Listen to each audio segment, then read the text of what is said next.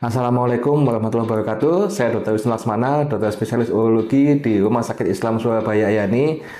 Sobat LC, kamu pasti pernah dengar beberapa hal berikut ini. Tapi benar atau enggak sih? Yuk kita cek yuk.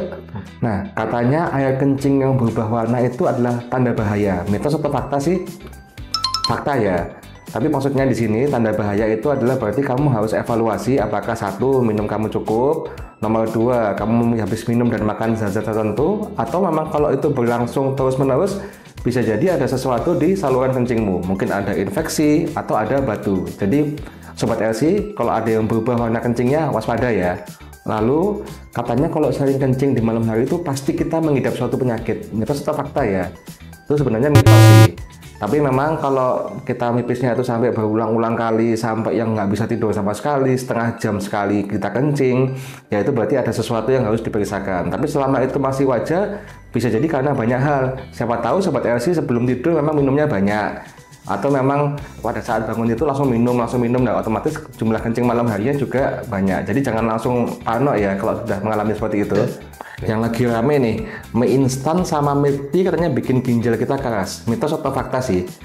Sebenarnya itu mitos ya. Jadi itu tidak sepenuhnya betul, kecuali kita konsumsi mie instan dan milk tea itu secara berlebihan. Jadi tiap hari, 3 kali sehari makannya hanya mie instan, minumnya hanya milk tea tanpa minum air putih yang cukup, ya pasti akan ada membebani kinerja dari ginjalnya itu. Tapi selama itu dikonsumsi dalam jumlah yang wajar, hanya sebagai kegiatan yang sifatnya rekreasi aja, saya rasa nggak ada masalah kok.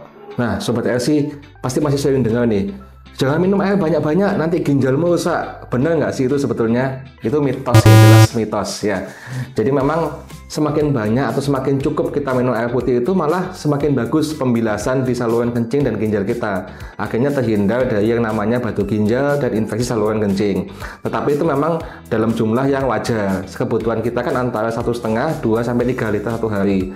Nah, kalau memang minumnya tuh berlebihan ya sampai 5 liter, 6 liter yang nggak diperlukan ya itu tentunya akan merugikan di badannya sendiri ya, terutama pada pasien-pasien yang memang punya penyakit jantung sebelumnya yang memang minumnya dibatasi. Nah, itu baru ada pengecualian, tetapi tetap harus kita cukupi paling enggak 1,5 sampai 2 liter satu hari. Terus banyak yang bilang nih, kalau sakit ginjal atau gagal ginjal atau ginjal rusak itu penyakitnya orang tua tuh, kalau kita masih muda nggak mungkin kena. Itu benar nggak sih? Itu mitos ya. Faktanya sekarang itu semakin lama justru usia pengidap penyakit ginjal rusak itu semakin muda. Kenapa? Karena pola hidup yang nggak betul. Jarang minum air putih, suka nahan kencing, minumannya makanannya yang instan-instan terus tanpa dibarengi dengan gaya hidup yang sehat. Otomatis bebannya ginjal itu jadi lebih berat sejak usia muda dan akhirnya terjatuh pada keadaan-keadaan ginjal yang rusak. Jadi tetap Sobat LC harus hati-hati ya. Nah, ginjal kalau sudah rusak pasti kerasa keluhannya. Benar nggak sih? Itu mitos ya.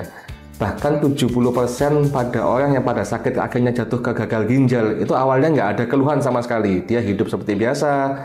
Cuman pada saat ginjalnya sudah mulai kewalahan nih menangani penyakitnya dia ini, akhirnya baru muncul keluhan seperti capek-capek, kencingnya kok berkurang, badannya bengkak, pinggangnya sakit kanan kiri.